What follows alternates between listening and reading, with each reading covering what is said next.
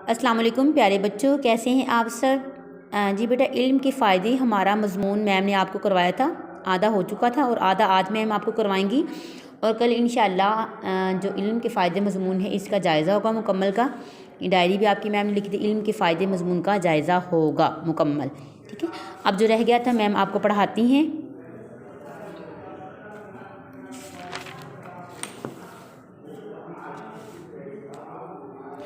यहाँ तक मैम ने आपको पढ़ा दिया था। इरशाद नबवी है, इल्म हासिल करना हर मुसलमान मर्द और औरत पर फ़र्ज़ है।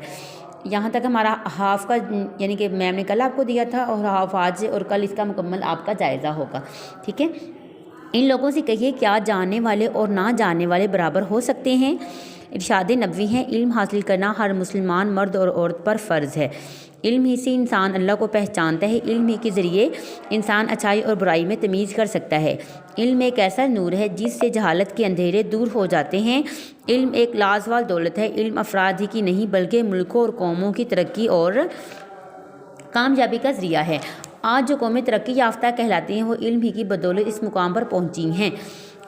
इल्म के ज़रिए ना सिर्फ हमें अपने मुस्तकबिल को संवारना है बल्कि अपने ख़ानदान और मुल्क कौम का नाम भी रोशन करना है। बकौल इकबाल, उठ के अब बज़्म जहाँ का और ही अंदाज़ है, मशरिक़ व मग़रिब में तेरे दौर का आगाज़ है। तो ये है बेटा आपका आज का काम। ठीक है, और कल आप मुकम्मल इसका मुझे जायज़ा देंगे। अपना ख्याल रखें। अल्लाह हाफिज़।